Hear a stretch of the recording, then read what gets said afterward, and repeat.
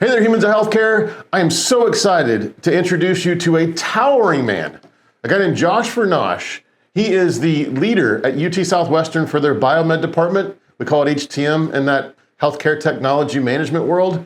Josh is super talented, and he's very gentle and kind. You don't expect that. I mean, when you meet the guy, he's towering. I'm 6 foot, I'm a big guy, and he just makes me feel small. He's like a tight end in football. We both actually played college baseball about the same time, actually. He was at a junior college, I went to a junior college, so we had a great sort of bond and rapport during this interview, and he's so easy to talk to. He's certainly a leader. He does it, though, with this stoicism, and I hope that you'll recognize how important it is for guys like him to get out for interviews like this, because it really shows who they are.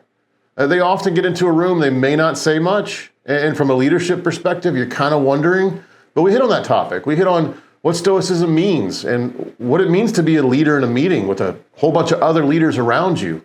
How much do you talk? What should you say?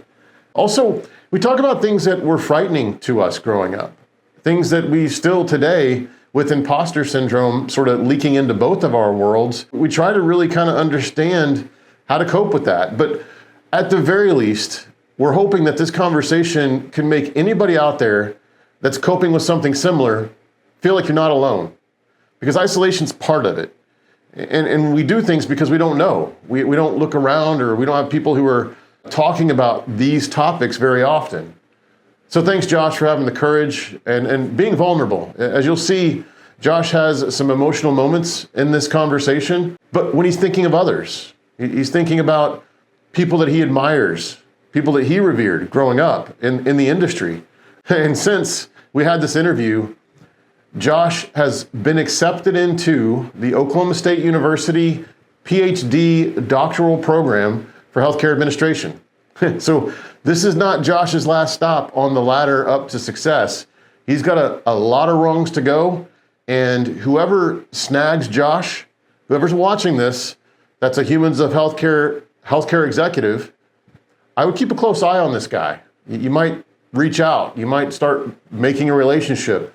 He's super talented. And when you're the biggest, tallest guy in the room, like they said about George Washington, you're a leader. People are going to look at you as a leader. What you find when you go a little bit deeper with Josh is not only is he big, not only does he look like a leader, but he's kind and gentle. So you get that surprise. He does it right. He gives people a chance. He doesn't talk over you. He doesn't have to show everybody how smart he is. I really enjoyed this guy, and I've actually enjoyed getting to know him. He just went to the Olympics. He came back. That was the first time I think he's been to Europe. So really, really important time in Josh's life. He's reaching his prime, and he's educating himself. He is a force. He's a force. So familiarize yourself with Josh. And Josh, thank you for giving us this interview. I feel honored that you were open enough to do this, and you did it with us. Thank you. Best of luck. And I hope you guys enjoy this. Take care.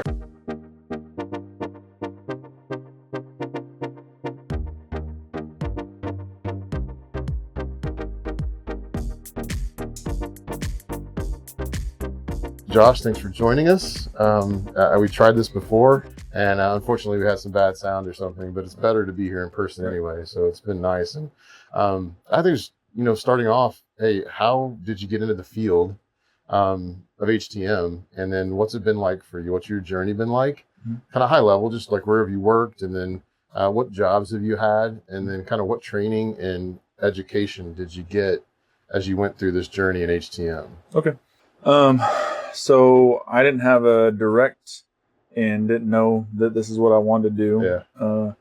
I graduated high school, just like majority of kids do now these days. Yeah.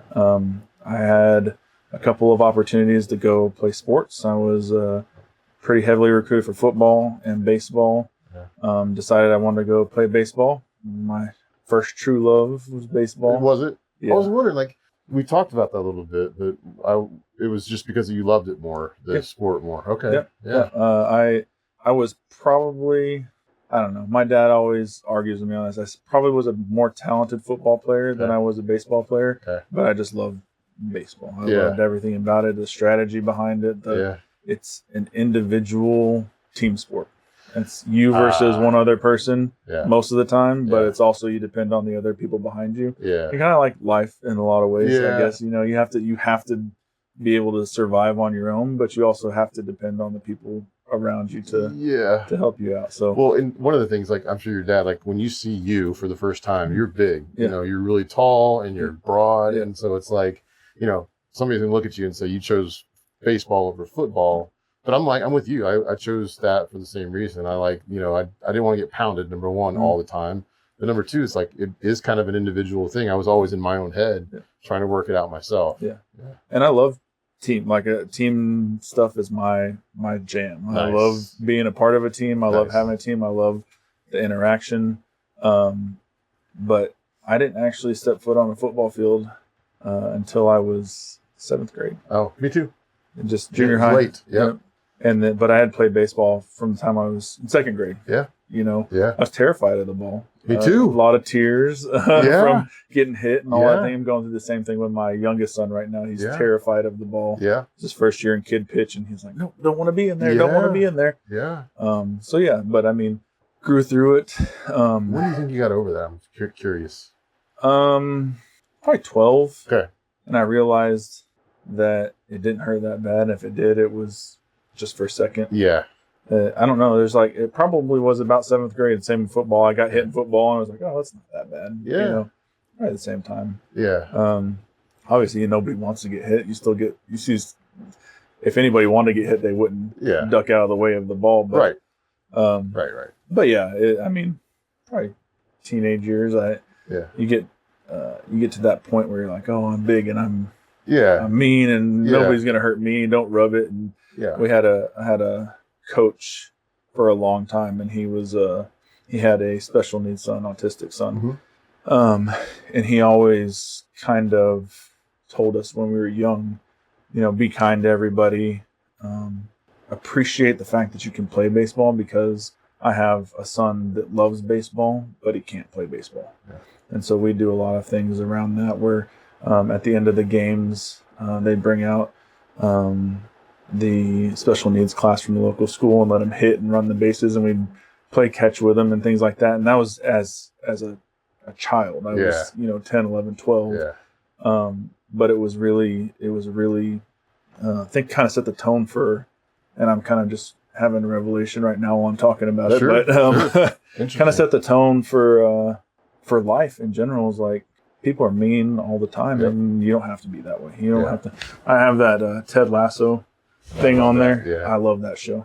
Because it's kind of the same mentality. Like, you don't have to be the meanest. You don't have to. You stand your ground, but you can come to an agreement with it. Oh, nice. I carry with me. I love it. I've watched it. I don't watch a whole lot of TV, but that one I've watched through probably 3 or 4 times. It's just excellent. But I love the fact that he can stand his ground, still be agreeable, still be likable, and genuine, authentic, and he's just the way that he is, and he's not going to apologize for it. He struggles sometimes. You know, it's not that he's not struggling with it, but it doesn't matter what he's got going on. Right. He's able to get into a place to where he can help somebody and just put them at the forefront, right? Love it. I watched that a ton. It's just, I'm so sad that it's over. Me too. I keep saying, "Oh, season 4 is coming." I was like, don't do that to me right now. No kidding. But no, it probably pretty close to a perfect show. And I don't even like soccer that much. No, me neither. Me neither. It was. I watched it on a plane coming back from MD Expo in Southern California a couple of years back. Wow. And then I told him, I was like, you have to watch this. We watched it again.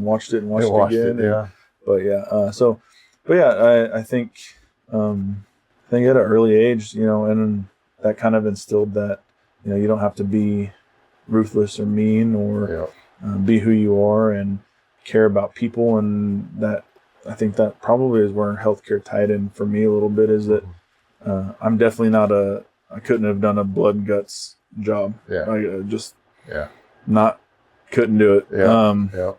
but somewhere like that. And so, Yeah. I guess back to the story is, wanted to play baseball. Yep. I could play baseball as a decent ball player. Not like we talked about earlier. Nobody was beating on my door to go to the big leagues. Yeah. But I played ball and I was good. Yeah.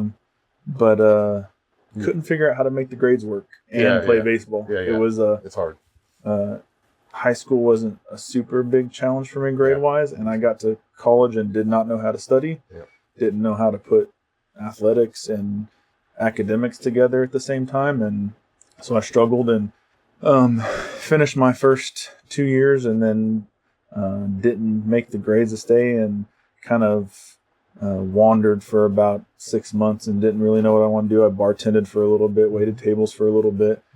We were at 2007, 2008 in that period when the economy was starting to get rough, and I just finally real with myself and was like, look, college probably isn't for me right now. So I enlisted in the Army with the intent to go active duty. My uncle, who passed away in 2004, was an Air Force biomed.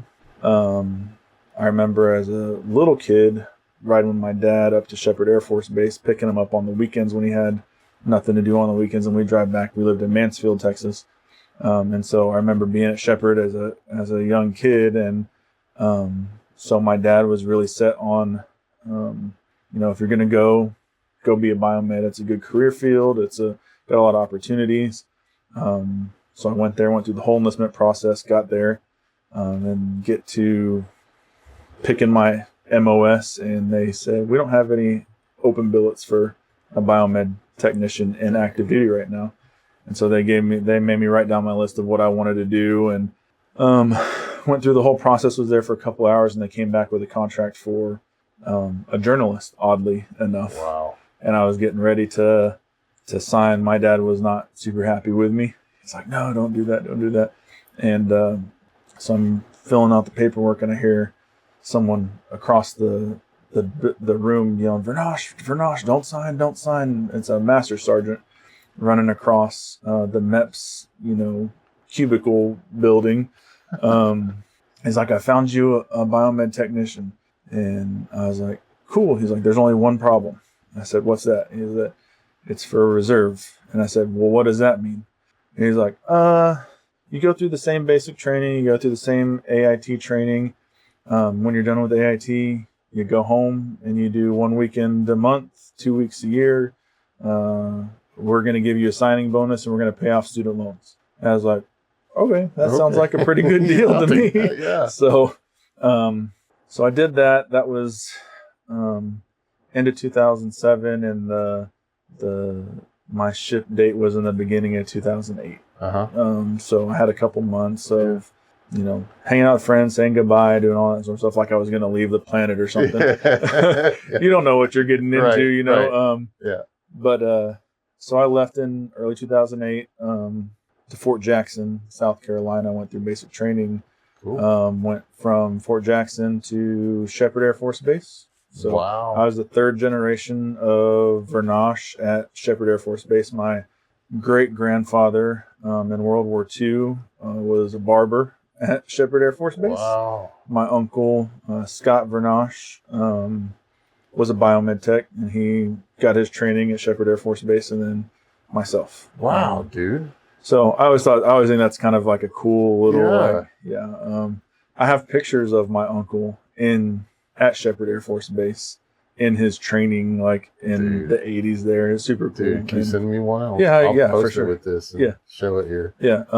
I can for sure send you that. So got there, did my whole training. Yeah. It was, when you play sports your whole life and you're used to getting yelled at and used to having a regiment and doing that, you kind of get into the rhythm, and it's not super difficult. My biggest thing was just trying to stay off of everybody's radar. I wanted to be as invisible as possible because I didn't want anybody to say it was him that got in trouble. And just let me get in and out of here as quick as possible. So I did that, and towards the end of my time there, I started looking for jobs because I was going home. I wasn't going active duty, and so there wasn't a lot back then in 2008. So I kind of had a couple interviews lined up before, and didn't really want to move away from home after I'd been away from home for a while. So I ended up taking a job as a dialysis biomed technician. Okay. At a company called Renal Ventures. And I had a clinic. It was kind of field service, but I had clinics that were my responsibility. Sure. So I traveled between 3 or 4 clinics in DFW. Yeah. My main clinic was at UT Health Science Center in Fort Worth. Okay.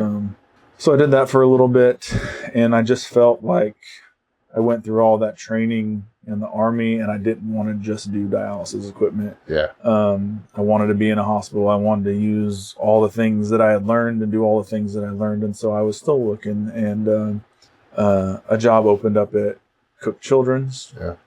Just down the street from where I was currently working and about 10 miles from where I was living. Yeah. And so I applied and I interviewed a couple times. After like the third interview, I was just like, okay, I guess, we're moving on or whatever. And then I was on my way to work at the dialysis clinic, and I got all these emails for cancellations of service schools that I had been going through. And I was like, what's going on? Yeah. And so I called my boss at the time. I was like, hey, why am I canceling all these? Why are you canceling all these service schools? And he's like, well, we got a call from a recruiter at Cook Children's asking for a reference. And I was like, oh my gosh. Come on. And so he's like, I need you to let me know by the end of the week if you're planning on staying or not. Oh, man. And so I called the recruiter, and I was like, why would you do that to me? And she apologized. She's like, oh no, I didn't see that you said don't contact this person or whatever. And I was like, well, I said one way or another, I just need an answer. Yeah. I've been given a deadline by the end of the week. It was like a Wednesday. Yeah. So she's like, okay, I'll give you a call back in the next 24 hours. And so went through, and I was on my way to work on a Friday morning. And she called me and she said, I have good news. We're going to offer you the position. And here's your start date. Here's your start time.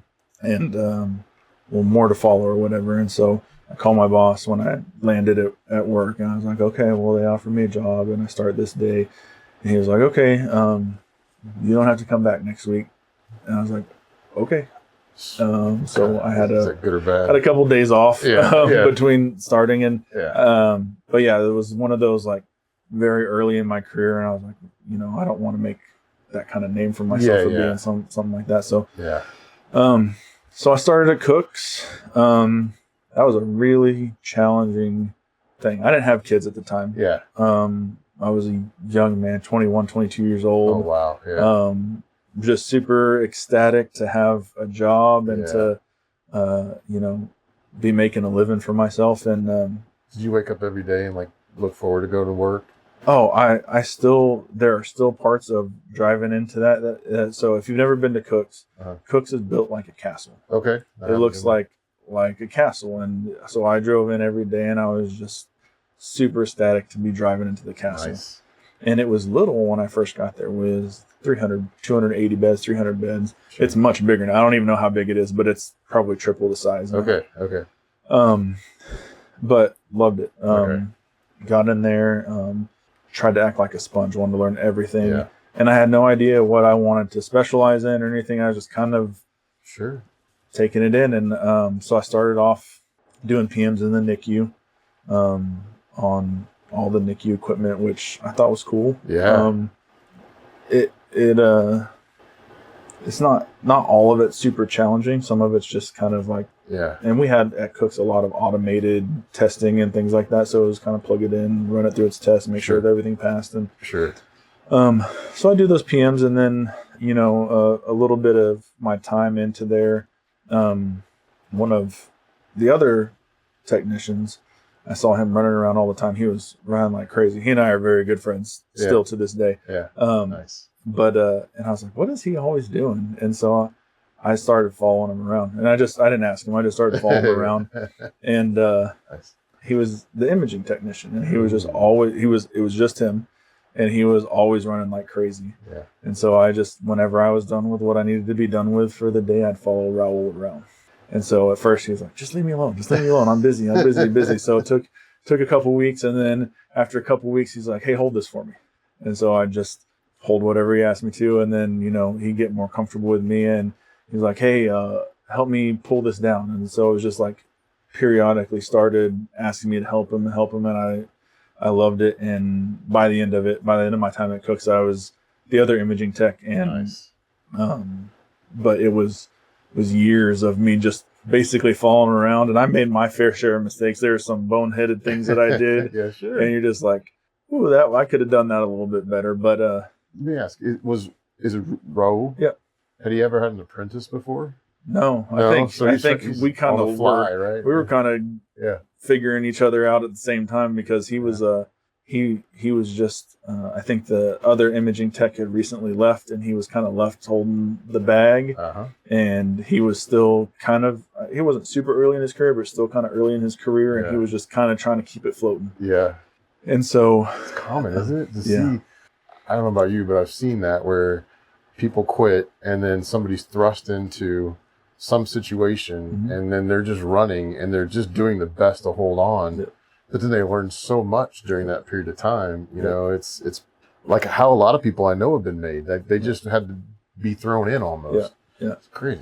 I always think of the movie Catch Me If You Can. Oh, yeah. Yeah, his dad talks about the mice and the cream, and one struggled so hard that he turned the cream into butter and he got out, and the other one didn't and drowned.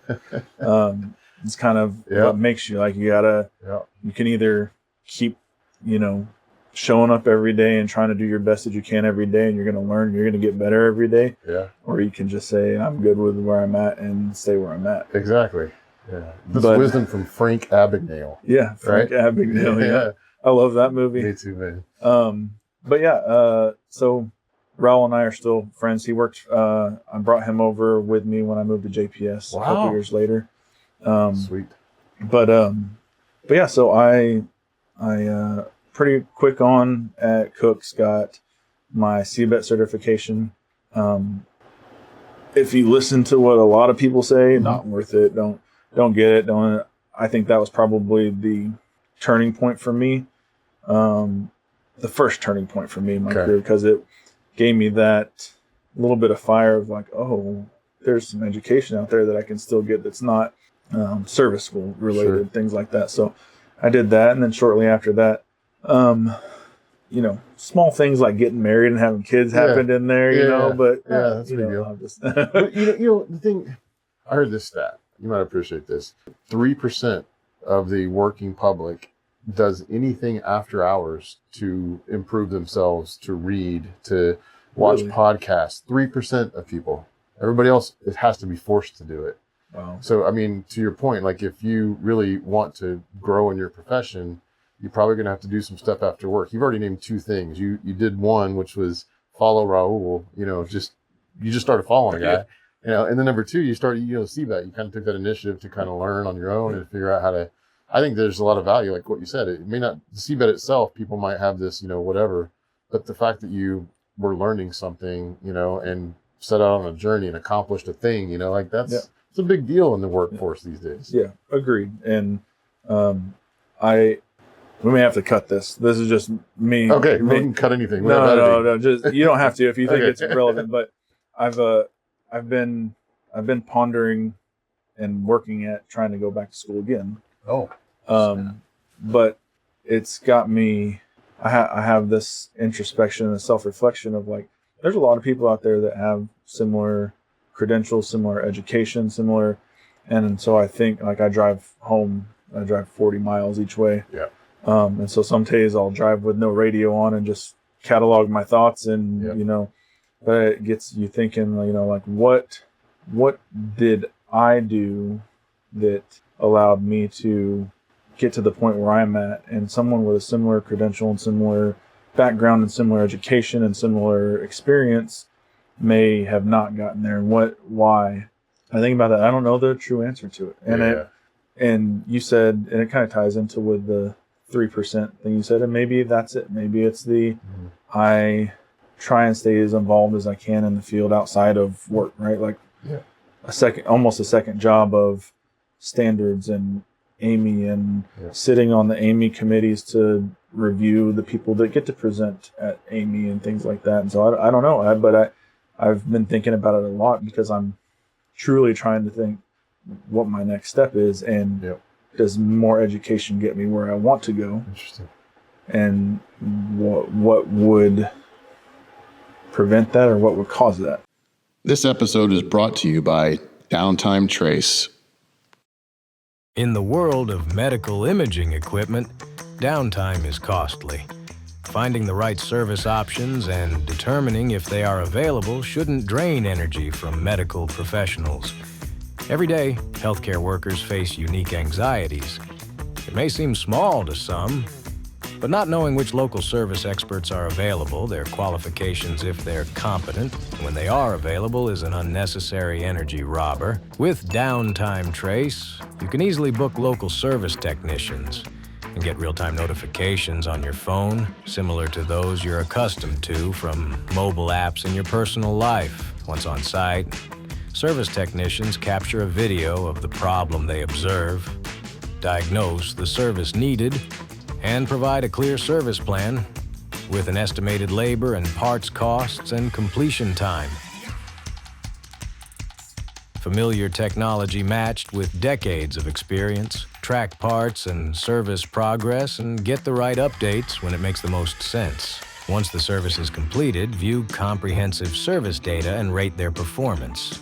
Technicians gain greater autonomy by choosing independent jobs, while Downtime Trace ensures they receive payments within days compared to the many months that typical payment terms take. Downtime Trace ensures seamless communication, better and faster compensation for independent technicians, and complete transparency in service management. Download Downtime Trace now and take control of your medical equipment service.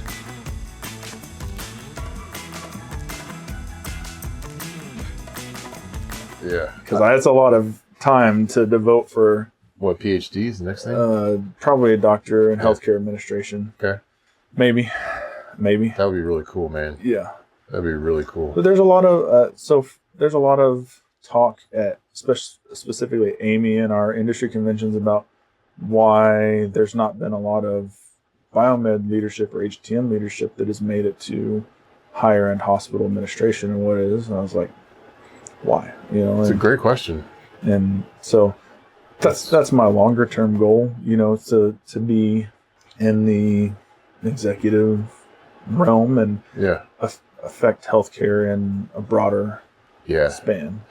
And if you can, and you have the desire, right, then I think that's nobody gets that. That's why they don't, because they don't get that desire, and it doesn't, and some of them can't. The ones that have the desire that can't, right? So you got those two factors, and they're kind of more, the people that don't have the confidence definitely aren't going to go. They're just not. And there's a lot of that I see. So that's my opinion. But I know one guy, I actually have a call with him today. His name is Ben Lewis. He's out in Arizona. Mm-hmm.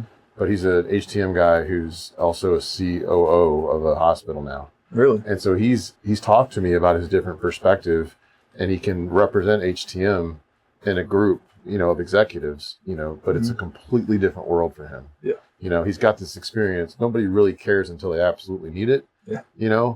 But he just took a different route. Some people go nursing, obviously, all the whole story. But I think we do need more representation for the HTM field in that room, and it would help them, I think, see a different vantage point.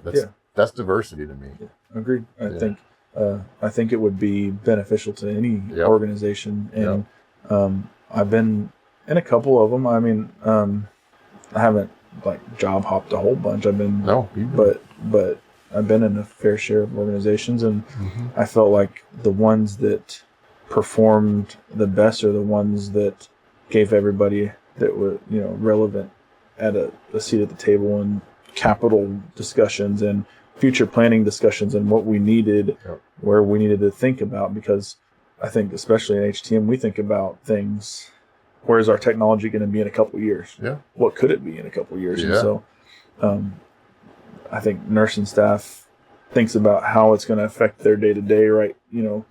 And that sort of thing, but they don't think about what it could be in the future sometimes. And so, anyways, I got way off on a... No, I love that, man. I think that's because once you get to this point, I think there's a lot of people that kind of wonder what you think about, right?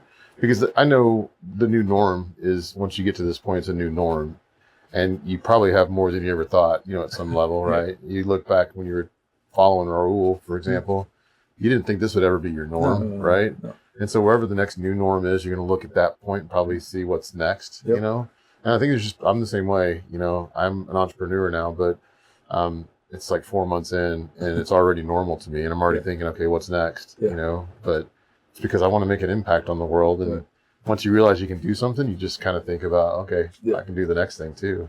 Yeah. And that's kind of,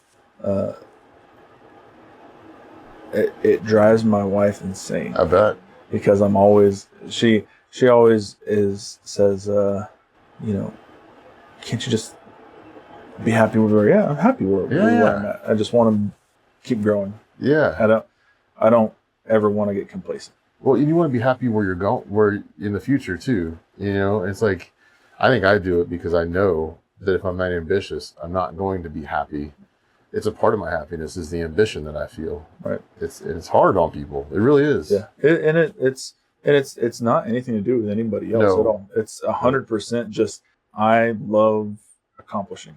I love achieving things. I love solving problems. I don't know where it came from, why it's that way, but it's just like if I'm not doing that, I get bored. Yeah. And if I get bored, my mind wanders. If my mind wanders, I'm looking for something else to accomplish, right? It's this cyclical, like, if I'm not accomplishing, I'm bored and I'm looking for something. So that's just kind of where I'm at. And but yeah, I mean, it's scary. I mean, I, for the longest time, probably till I was a sophomore in high school, didn't realize there was anything after high school. Yeah. I came from a family that didn't have a lot of formal education, and I just didn't really know. And it wasn't until I was a junior and people were like, "Hey, you want to come play football for my college?" That I was like, "Oh, there's college. Yeah. What does that mean?" Yeah. And so, but yeah, there's a point of time. I wasn't aggressive when I was a kid. I don't know what it was. There was a point where, my aggression came. And it was definitely right after puberty, but there's like a couple of years after puberty where I was trying to figure things out. But then something just flipped, and I'm like, I want to kill that thing. I want to kill baseball. I want to go do everything I can to be the best I can do, and I want to focus, and I want to and I never felt like that before. I wasn't scared of anything. Right. Once I had that trigger, I was like, okay, I'm good. I'll never be scared of anything ever again. Then I became a cop in New Orleans, I just pushed the limits, and now it's that's the same a little thing. bit more than my limits. Yeah, it's a little bit crazy, but I'm still the same way though. Internally, I feel that I'm not scared of this, right. I'm going to go talk to Josh. I'm an introvert too, but I'm not scared of doing this. Right. I just don't, if I had to choose to do not this. my preference. Yeah, that's exactly right. Yeah. There's a reason for it, but yeah. Yeah. And I think probably of any skill that I've struggled the most to learn is to trust that I can do something. That is super hard for me because when I went to grad school, I was convinced that they had admitted me incorrectly. Interesting. Yeah. They call it imposter syndrome, and I suffer really, really bad from it because in the big picture of things, I achieved relatively quickly in my career. I was a manager at 28. I was a director at 31. Yep. That's really fast. Yeah, it is. And I was convinced someone was going to figure out that I didn't know, right? That I was just flying by the seat of my pants and I was just figuring it out as I went, which was the truth. Yeah. But as I've gotten older, I realized that that's a lot of how people are in life is you have to figure it out as you go, and your ability to solve the problem on the fly is probably as big of an indicator of success as everything else. Yeah. And the fact that I'm going to figure out a solution to this this issue, but resilience. I still imposter syndrome all the time. I sit in these standards and I'm like, I don't need to. I shouldn't be at this table with these people. These people know way more than I know, and I shouldn't. And then we have a conversation, and we're like, oh, okay, I can relate so hard with you. Like people are going to look at you too, and they're going to be like, they're going to think you're stoic. They think you're stoic because you're quiet. you know, but you're taking it in like, I just don't know if I'm the right person to be saying anything, you know, and then, I mean, I'm the same way, but that's actually humility, and it's actually a great quality where you're going, you know, especially getting more into leadership and all this stuff. You're in leadership, but they need what you have where you're going. I was poor growing up. I didn't have anything growing up. I could barely eat. Didn't have gas for my car, you know, and in college I got a scholarship, and I had to work after practice for, you know, 4 hours, and there's no way to make grades. Like, there's just no way. Yeah. You know, I was just poor. Yeah. You know? We have a whole nother conversation we can talk about in that space growing up. But funny that you mentioned about the stoicism and the listening part of it. So my first 3 annual reviews that I got when I was at GE, mind you, working 100% remote, so everything is Teams, everything, or Zoom or whatever it was at the time. Yeah. Skype, whatever. My boss and my boss's boss would write in my review that I needed to speak up more. Okay. I needed to run the conversation more. I needed to talk more. And I said, I respect your opinion. I said, but I want, when people hear me talk, to know that I'm not talking just to hear my own voice, that I'm talking because I have something and I've digested what has been said, and that what I am saying has been well thought out and so they would say that. They said that for my first 3 reviews, and I responded the same way for the 3 reviews. And I'm a firm believer that the loudest voice isn't always the right voice. Me too. Me too. And I would much rather have my words heard and understood and be useful to somebody than to just run a conversation for the sake of running a conversation. I'm always curious about the quiet guy in the room. Every time I'm in a room, I don't say a lot, you know. It's more and more now because people look at me for that as a CEO or whatever, right? But every time I walk in a room, like I got this coaching thing I'm doing, it's called Strategic Coach. There were 35 entrepreneurs in the room. You know, I'm not saying a word in that room. Like, I'm just looking at other people, and the quiet ones are the ones I'm like, I want to hear what that person has to say, you know, and I can't wait till they open their mouth, you know. And I figure everybody's kind of looking at me saying the same thing. Like, I want to see what that person says. Yeah. But I think there's something cool about just chilling and waiting until you have the right, you know, something valuable to bring to the table. And sometimes I don't. Sometimes I just never say anything, you know. Sometimes I'm truly listening and learning. Yep. Sometimes, you know, and I try and approach things in a way like I don't like coming at someone like I don't want to be perceived as I'm attacking someone. Right. So I'll ask really probing questions. I know the answer that I want to get out of the question, so I'll ask the question that I think I'm going to lead the person to. Yeah. I always felt like if you let someone have the idea, but if you let someone have the idea, they're going to be more willing to own the idea. Yeah. And if I get what I need out of it in the long run, no matter what, it's a win for me, right? Yeah. It's a little bit manipulative. No, but I've also heard it said this way, like, by giving advice to people, you're never going to be the one that has to take accountability for the outcome that they have, but you can take the credit. You know what I mean? Right. And I've seen that happen so many times in my career where people would give me advice and I didn't ask for it, but they gave it to me. And then if I followed it because I chose to, then they would get the credit and they would take credit for it. And I'm like, wait a second, you know, I did it. Yeah. What you didn't, you just told me, you know, but then if something went wrong, they were nowhere to be found. Right. And they would sometimes be the ones pointing the fingers at me for the advice that they gave. Right. So I'm just not big on giving advice, man. Like, you know, I don't think it's manipulative so much. I see what you're saying, but it's like, let people come to you with what their ideas are. Lead the horse to the water sometimes. But just maybe plant a little bit of food on the path of the way to get them there, you know? Yeah, for sure. Yeah. So, but yeah, I mean, but I think that has stuck with me since 2019 was just like, you know, be more vocal, you know, be the voice in the room. And I can do it, but it's not what I want to do. I think, like I said, being heard.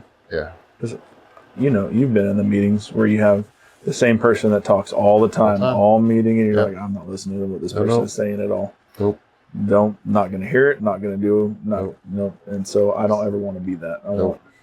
Yeah, I hear you.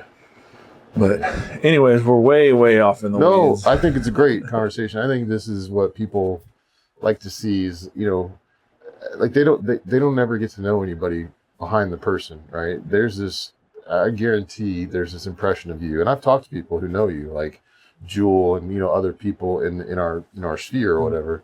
And they love the hell out of you, man. Like you're great to them, So I think some people who may not know you, this is a great way to get to know you. Like this is you're kind, frankly, you're gentle, you have people's best interest at heart, and you're not trying to suck all the air out of the room. You're just trying to help get to, people to where they want to go.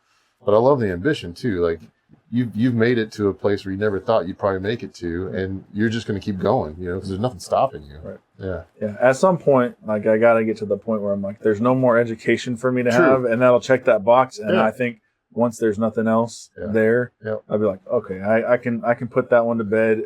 But what else can I do? Yeah. Entrepreneurism. Yeah. No. Oh no. So probably works well in my field, in our field. But I am super risk averse. Oh, okay, cool. I do not. Yeah. I'm not a big gambler. Yeah. I think I gambled for the first time on my honeymoon. Okay. I was super young, super poor. I think I spent $20 in the casino and I left with $19. That's good. But and then, but a handful of times I've ever gambled. Vegas, I went for the first time in 2022 for an audit when I was with GE. Yeah. And I took out a couple $100 and I told my wife I'm going to spend a couple $100, and I told myself I'm saying that I'm spending it. I'm not expecting to leave here with anything, just being realistic about it, but I'm just not a big risk taker in a lot of things. Some things, but entrepreneurial, I don't know that I have it in me to do that. It's scary. It's scary to be really scary. To be dependent 100% on my own, and maybe that goes into that imposter syndrome. I don't feel like I'm smart enough to be able to do something like that on my own. I don't feel like I have the full toolkit or the creativeness to be able to do something to separate myself from everybody else. Well, it is like everything else. Once you get there, it's like no big deal. It's one of those things. But it's this thing that seems so out there, and I'm just in the beginning stages of it, and I'm already like, okay, I get it. This makes it's fine. We'll be fine. It's just, what's next? Yeah, there's those people that are like serial entrepreneurs, and I'm like, how can you just get something off the ground? Yeah. Get it successful, sell it off, and then move on to the next one. I don't. It doesn't compute. Yeah, it's hard, dude. Yeah, it's really hard. Sure. So, how are you like with trusting people? How do you know how to trust people? Is there indicators that you see? How's that work for you? Oh, I try not to let this out of the bag very often, but for whatever reason, I'm a pretty good read on most people. Pretty quick. Okay. I usually can spend 5-10 minutes having a conversation like this with someone and get a relatively close read on someone. And I don't know if it's just picking up on nonverbals and body language or eye contact or stuff like that. But there's been a lot of instances in the last probably just 2 years where I've made a quick off the hip judgment about what someone's personality is like, and it's been pretty spot on. Okay, good. Proved, but it's a great quality to have. But no, I generally will give everybody their fair stab. Approach you at face value. If you tell me you're going to do something, I trust that you're going to do something. I'm probably everybody that I've ever worked with or has been reported to me at some point will have heard me say, we're all professionals here. Yeah. I'm not going to tell you how to do your job. We're going to say what we need to get out of it. Yeah. But give you the opportunity. And I don't like to micromanage anything. It's not fun for me. It's not fun for, but if we set the expectation of like, this is what we need. Yeah. This is what we need when we need it. Yeah. When you, how, who, Yeah. what, when, where, why, how, all that sort of stuff. Sure. And go do. Yeah. And we'll have a conversation if it doesn't happen. Yeah. But if you get done what we say needs to get done and get done the right way, excellent work. I'll recognize your excellent work. I like recognizing good work. That's awesome. Yeah, good, man. And then if not, then we'll have a conversation one-off and like, what can I do to remove the roadblock for you so that you can do the job that you need to do? Perfect. And then in life, generally, I approach people a lot of the same way as I approach our vendors. There's a lot of vendors out there that, starting up, they want to, make a big splash and try and get and I've always, even as a technician, I was like, I'll give you an opportunity. Yeah. Right. And I say the same thing to my son. This is your opportunity. Yeah. If you do well in this opportunity, it gives you the opportunity for another opportunity. Yeah. If not, then you have to come back from that and overcome the missed opportunity to get another opportunity. And so I kind of approach it like that, is like, I'll give you your fair shot, but I'm not going to continue to try and drag you along with me if it's right. If it's just not working. That makes sense. But that's a good approach, man. Yeah, we're going through it with my 13-year-old right now. He's learning how to be a teenager. Mm-hmm. Being a teenager now is a lot different than when we were figuring that out too. Not a lot of outside, like running the streets and riding bikes and stuff like that. It's they communicate with their friends differently, and so we've been having that conversation, and we're letting them, kind of earn some responsibility and things like that. And I told him the other night he wanted to stay up late, and I said, okay, but you don't fall asleep on the couch. When you start falling asleep, you're up and you take yourself to bed. And I was like, this is your opportunity right here. Yeah. If I wake up in the morning and you're asleep on the couch, you don't get the opportunity to stay up late anymore. That makes sense. And so sure enough, he got his butt up at 12:30 and walked upstairs to bed, and he's been good. So. That's awesome. But it's a big step. Yeah, so my 16-year-old, he's a stepson, so I'm still trying to figure out how to be a dad to a son, and it's got a whole different thing. I raised a daughter, and so she's completely easy compared to boys, right? In my opinion, and I didn't have good male to male affection with my dad. He was a 6'5" stoic, like police officer, and I never figured that out. Different generation too, right? Absolutely, it was different, and I just always wanted to get away from home. Like I never wanted to be home, because part of it, they kick you out when you're a kid and you go play in the fields, and then they'd shut the door and you weren't back, allowed back in the house in my generation. Lights came on. Yeah, exactly. And then it was like after that, I just didn't. Once I got my car, I was gone. I didn't want to be home. I wanted to go away for college. I wanted to just be away from home. But now it's like the kids they're staying home for longer, and they want to be back home. And it's like, I don't know what it was. Maybe they have a good. I don't know. Maybe they have a good home. I don't know. There's something there that I just didn't want to be there all the time. Well, there's not a lot of good out and about right now either. No. A lot of dumb stuff goes on in society. Yeah, there wasn't then either. Yeah, that's true. I mean, but the worst we were doing is riding motorcycles in a big open field. Yeah, no, exactly. It's not like we were. Yeah. But it's but yeah, I mean, it's definitely different. It is different. So I have two sons. Yeah. And have two brothers and a sister. Uh-huh.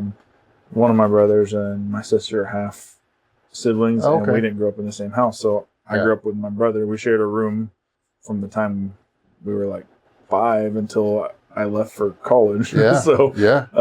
So very much easier for me to understand how to work with boys than it is, Good, man. And I'm just try not to be so hard on. Yeah. That's what I find myself getting really in my mind. It doesn't come out, but I'm like, why can't you just that's why I keep saying it. Why can't you just do this? Or, like, why don't you take this and do what you're supposed to do? It's like, because they're kids, man. They're not paying attention to the things that I'm paying attention to, I guess. And we didn't when we were kids either. No, we drove our parents nuts, I'm sure. Yeah, I'm sure. Same thing. Like, Like, put the toilet seat down. Yeah. Why do I have to say it 500 times? Yeah. No, same thing. Yeah. But it's I got into this kick probably a year ago, 2 years ago, where I wanted to watch Cheers all the time. Nice. And I was watching it, and I was like, man, people have not changed at all. And it's not, people haven't changed. People are exactly the same. It's just the technology around us has changed. Right. And now everybody has access to what you're doing all the time. And so, like, think about Norm from Cheers, who was at the bar every single night. Every night. Nobody would have known that in the 80s, right? That's but right. today is like, oh man, Norm's an alcoholic. He's at the bar all the time, and like everybody's in his business because it's all over the place. Everybody knows where Norm's at, you know? Yeah, so, exactly. So but yeah, people haven't changed that much. That's fair. Just society around us has changed. Yeah, that's right. I mean, being a police officer was, I didn't have cameras back then, you know? And it's like, it's probably good that they do now to a certain extent, but it's just like it's gone overboard a little bit, you know? I don't like people knowing where I am half the time. Like, I just want to go get away, and it's hard to do that. Yep. Yeah. So it's interesting. Society's interesting. It'll be interesting to see how the next 10 years plays out, especially with AI and advancing of everything. I know. It's already getting harder to tell what's written by AI versus what's reality and all that sort of stuff. And it's yeah. You said imposter syndrome. I'm more like, are we in the Matrix? You know, like I'm in that mode right now, and I'm like, because so many good things happen to me. It feels like, and I'm so blessed that like, how did that transpire from where I used to be, kind of hopeless to now it's like, why would anybody ask me what my opinion is or ask me for a quote? Like, I feel like I'm getting everything that I want in life, and it's a weird feeling. Like, and it's not been hard, frankly. It's like not been hard, and I don't. It's weird to admit that. I haven't said that out loud, so it's like to say that out loud is a weird thing. Has it not been hard in your mind? In my mind, I'm sure if when you were going through it, there was difficulty. Yeah, I built it. It's just now it's like everything is coming so easily. I forget what happened. Just even last year, like what I was doing to win, but now I think it's a perspective thing, it right? is. And you get through it, and it doesn't seem hard after you've been through the hard, right? Because you've already been through it, and it can't be any harder than what it was, right? It's hard to believe. Yeah, it is. It feels like I thought everything was going to always be the hardest it was, and it was just hardest a few years ago. Right. In the past 10 years, it's been the hardest. I was like, okay, that's going to be life. I'm cool with that. But I don't trust when it comes easy. It's a weird thing. Yeah. I mean, it's a weird thing. Yeah. I start thinking we're in the Matrix because it's so easy. Yeah. My kids have one of those VR headsets, and I was like, Dad, put it on, because they have like the baseball game and stuff in there. And I'm like, nope, that's how you get in the Matrix, and you don't get back out. I'm not doing it. I'm not gonna do it. Good call, man. Good call. But no, I can appreciate that sentiment is like, because the things that I do now, the life that I have now, that this field has afforded me to have, seemed like a pipe dream just 10 years ago. Yeah.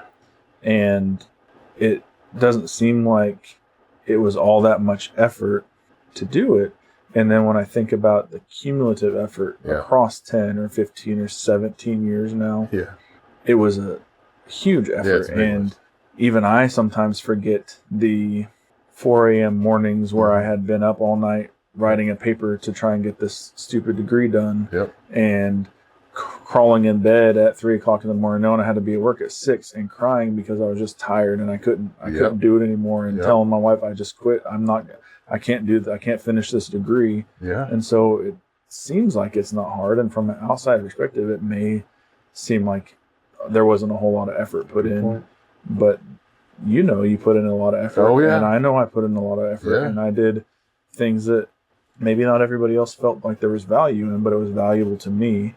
And it was tough in the time, and I'm scared of the further education I talked about, because I know it's going to take me back to a time that was really tough of doing school and reading and all the extra things, and eating up that free time that I love so much in the evenings, and things like that. And so, but there's those little, and there's small sacrifices you make for a short amount of time that add up cumulatively over years and years and years.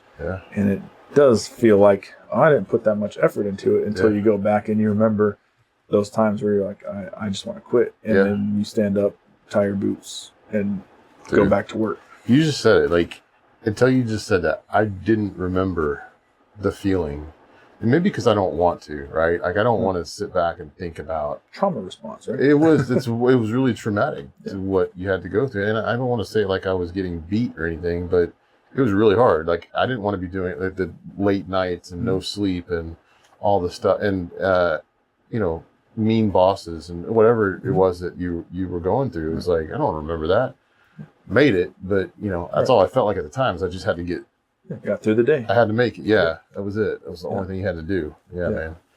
So switching gears, like, do you have somebody in mind in your career that was just so talented and had so many strengths when it came to like whether fixing equipment or just, maybe even a great leader that you've been around? And then how do you find people's strengths and then make sure that you help them just really focus on developing themselves and because of their strengths and not worrying so much about the other stuff that's not so great? Like, are you kind of big on the strength finder and helping people like that? Yeah. So which part of the question will I start with first? I think maybe it's just somebody that comes to mind who's got some strengths that you recognize that you're like, you appreciate them. And then you wanted to, you thought, hey, that guy's really good at that, or that, she's really good at that. Yeah. Yeah.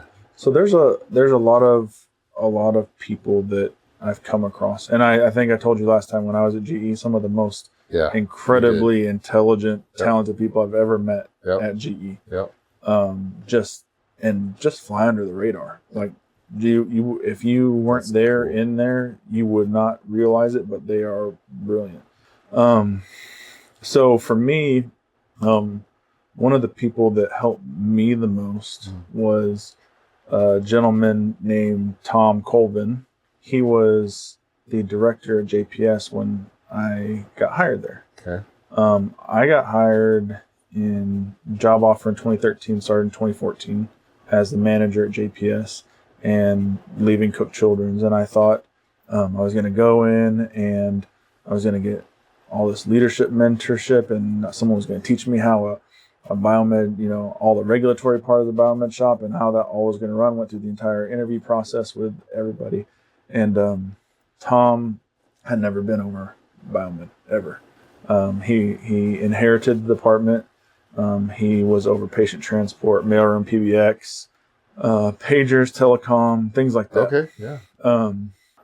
What Tom lacked in knowledge of what we did as a department, he was super good at making up for in just his raw leadership talent. Was one of the nicest guys you'll ever meet, one of the fairest guys you would ever meet. Wow. Just a solid guy. I'm the oldest of all of my siblings. Okay. And we were kind of at that age where he would have been almost like a big brother age for me. And so I never had that sort of mentorship before. Yeah. And so he was really key in breathe, calm down, don't take this home with you. It'll be here tomorrow when you wake up. Nice. You can work 100 hours today and then will be 100 hours of work tomorrow. Sure. And I listen to that to an extent because there's always stuff that you take home with you. But he just was really good at showing me the leadership. And I told you JPS was real big on Studer and all that sort of stuff. And so he had been into that process for a while. So he knew a lot of it and a lot of the methodologies behind it. So he was really influential on me, just as a friend, as a mentor. Yeah. Great. But he passed away in the pandemic, and this kind of outlines my path to here. Okay. So, as my time was ending at JPS, Tom was no longer my leader. They had changed the structure of the organization. I was a director, and I reported to the vice president of ancillary services, support services. Mm-hmm. I was getting ready to leave, and I went and stopped in and talked to Tom. He had told me that he just wasn't feeling real well, and that he had been going to get his eyes checked, and his prescription was changing real quickly. Like, he'd get it, and it would just change really quickly. Okay. And so he stopped by my office one day before he was leaving. He's like, "Hey, I figured out what was wrong with me. And I said, he's like, I went and got a CT scan of my head, and they found out what was wrong. I was like, oh, what was it? Is it a big deal? And he's like, yeah, it's a real big deal. He's like, I have glioblastoma. Oh my gosh. And so I,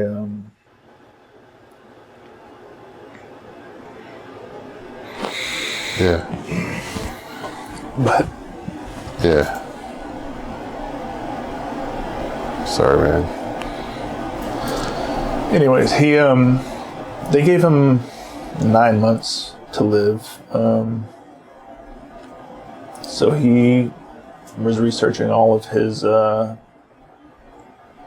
options, and he came here to UT Southwestern to a neurosurgeon. They performed surgery on him, and they got a bunch of it out. It's 100% fatal. It's always always fatal. Yeah. But they got a bunch of it out, and he lived about 18 months. Okay. But I always think of that in my mission, like my personal mission is like, that's why we're here, right? Yeah. We do that sort of stuff because in the Army, they always told us to fix the equipment like it's on your buddy, your battle buddy. And I always extend that like it's your spouse or your child or your best friend or your mom or your dad. Yeah. But Tom got an extra 9 months because of what they did for him here. Nice. To spend with his 2 sons and his daughter and his wife. And when he came here and after he passed away, I was like, if I can end up there, that's where I'm going to end up. Oh, that's awesome, man. And so as fate would have it, I ended up here. And there's those stories throughout my whole career, like that always tie you to the mission of why it's important what we do. Healthcare in general, not just what we do. We're a segment of healthcare, but what we do in general. I appreciate if you cut the crying part out for me. Absolutely, man. That's easy. But no, I mean, it's been throughout my career. There's another story from my time at Cook's. And I was young. I wasn't married, didn't have kids. Yeah. And I think I sent you the article or the post that I wrote about the Red Wagon. Oh, yeah. Yeah, and, man. I think it was at that point in my career that I realized what we do is not just a job. Yeah. I mean, it's a job for some people. For me, it's a passion. I love everything that we do about it. Yeah, you do. Everything. Yep. My mom, when I was at JPS, she got sick. Didn't want to go to the doctor. I told you she's kind of a 60s, 70s. Yeah. Doesn't like medicine, doesn't like all that sort of stuff. And she was just not able to get better. So I took her to the emergency room and she stayed at my hospital for 5 days. Yeah. And I got to see all of the equipment that my team was taking care of with their initials on it. Yeah. Making my mom better. Yeah. And it's important. And that's great. Ties me back to those things. So Tom was a great man. Just probably one of the nicest guys you'd ever meet. Yeah. Great at mentorship and just being someone to listen to or to listen to you if you needed it. That's awesome. In terms of technical ability, man, I've met so many. Yeah. We have a great team here. We have some really, really talented individuals here. It's hard to pick just one. And I mean, I can tell you, I don't know if you've ever talked to her. I can make an introduction if you want. She's brilliant. Who? Donna Dyer. No, I haven't met her. She was the senior director overall HTM at GE. Big thinker. Big, has cool grand ideas. And she and I almost would like spur each other's engine on sometimes, like, oh, what about this? What about this? And but she was great at the big ideas, and just as far as technical, a gentleman named Kwok Lee at Cook Children's. Okay. Kwok knows everything about everything. He was a microchip guy at Nokia for a long time, and as Biomed, we solder. It's not real common anymore. Yeah. And so I solder in something. He's like, he always called everybody Mr. by their first name. Mr. Josh, Mr. Josh, Oh, really? Mr. Josh. That's cool. Put that down. He's like, you have level 2 Put it soldering. down. I have level 10 soldering. And he'd pull out this toolkit and he could surface solder anything, and Wow. super sharp guy, Nice. super nice guy. Nice. He's into HVAC, he's into all sorts of different things, and he's that's just cool. he's super sharp. Yeah, neat guy. Raul would also levy that statement on my behalf. Mr. Kwok could do some things that not a lot of Yeah. people could do. Yeah, he'll So- definitely vouch for that. Nice. But yeah. Nice. What was the other part of that question? Well, just strengths, working On people's strengths. yeah. So, man, I have, I think, so my time at GE was great. Yeah, I loved my time at GE. Yeah. It got me into quality. It made me look at things from a different I lens. bet. But one of the things that I missed my entire time there was leading a team. I was an individual contributor the entire time I was there. Yeah. Leading a team and getting people, like being able to have that relationship with people, I missed it a lot. And so building people, getting people where they want to go. Yeah. And so I have these little one-on-one rounding sheets that I give out to my team, and I have a much larger team here than I had at JPS, Okay. and so and the department structure is a little bit different. So at JPS, everybody reported directly to me. Yeah. But we didn't have supervisors, we didn't have anything. It was just Wow. everybody. Okay.